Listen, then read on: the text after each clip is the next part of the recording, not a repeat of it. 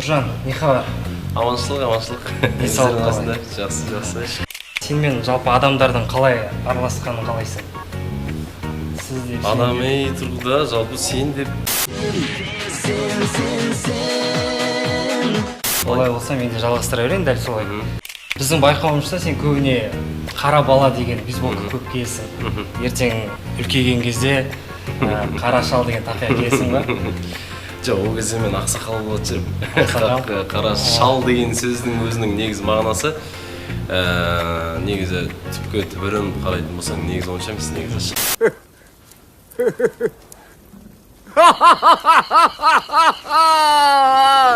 шал деп аталғаннан гөрі ақсақал деп аталған дұрыс. Сондықтан бір ақсақал болып, бір әулеттің бір ақсақалы болып отырсақ. Тақия бола ма?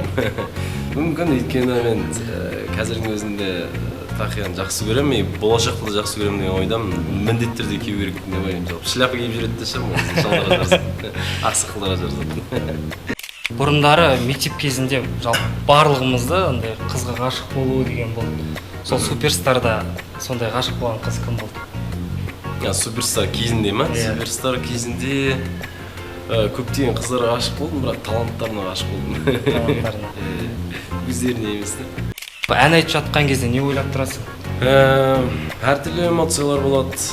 Бір жаңа ән болатын болса, әннің сөзін ойлап тұрасың.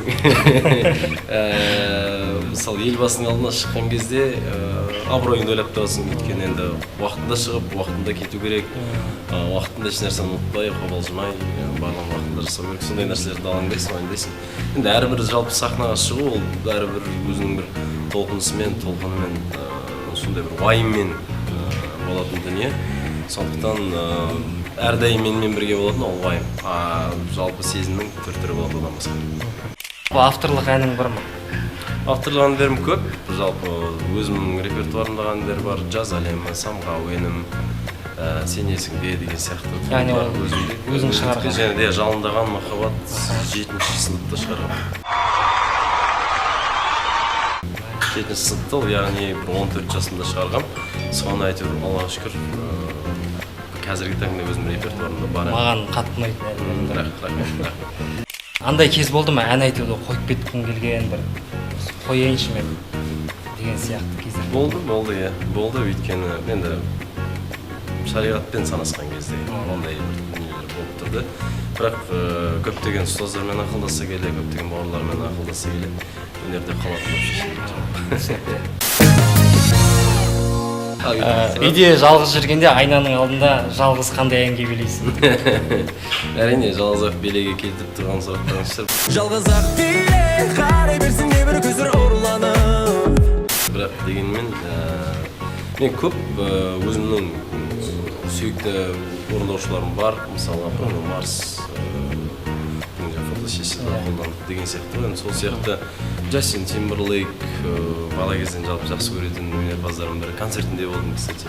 Москвада болған Джастин Тимберлейктің концертінде болдым. Достар, YouTube деген дүние негізі көптеген жастардың саналған алған бір беттеген арнайы бір несі ғой, полюсы ғой. Сондықтан айтып қояйын, айта жіберейін, менен бір кішігірім кеңес болсын. Егер өнерге деген қатты бір құлшыныстарыңыз болатын болса, міндетті түрде сондай бір үлкен өнерпаздардың, үлкен шетелдік өнерпаздардың концертіне барыңыздар. Өйткені нағыз шоу, нағыз атмосфера, нағыз концерт деген дүниелер негіз сол жақта сол жерде өтеді. Содан кейін барып өздеріңіздің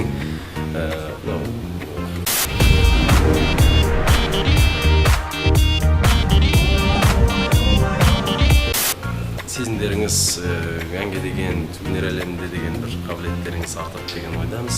Өйткені бұл расымен де енді бір сөз айтқан кезде негізі мастер-класс қой, мастер-классқа барып тұрыңыздар.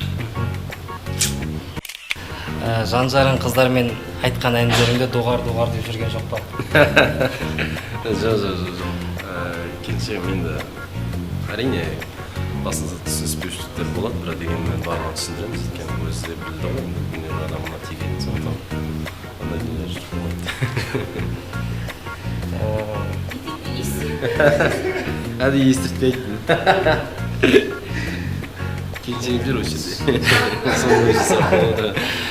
Бала кезіңде үйде алыста жүрген кезде анаң үйге не деп шақырады? Нұржан қайтеге дейді. Тамақ ішеміз қайтемеге дейді. Біз доптан кейін бала кезде расымен де солай еді. Барлығымыз бозбаламыз, есік алдында доп тебеміз, үсті басымыздың барлығына. Біз есік алдында поледе гимназия мектебінің есет. Сол кезде ол құмнан жасалған үсті басымыздың барлығы, гидройларымыздың бәрі, іші бәрі құмын болды. Жуынып барып бірақ шайға келетінбіз. Сол сияқты жыртық бутсыларым жыртық болса да қанша береді, кие бересің. Ол кездегі жағдайда мәз емес расымен де Қытайдың 200 теңгелік бутсыларын киіп жүретінбіз. Қай киноны көріп отқан кезде жыладыңыз? Өте көп. Немесе өзің жыламасаң да жүрегің жылаған кездер болды ма? Өте әдемі сұрақ. Көп енді бұрын бала кезде үйде үнді фильмдерін көретінбіз, отбасымызбен жиналып. Ол өзі телевизорларда басқа пульт жұмыс жасамайды, өз пульт деген дүние жоқ. Сол кезеңдерде басқа көретін еш нәрсе болмағандықтан үнді фильмдерін көретінбіз. Гита и Зита, ана ненің аты қалай еді? Жажда вместе, крокодилдан жеп қояды. Сол киноларды көрген кезде, одан кейін мына Шакруханның киноларын жақсы көремін.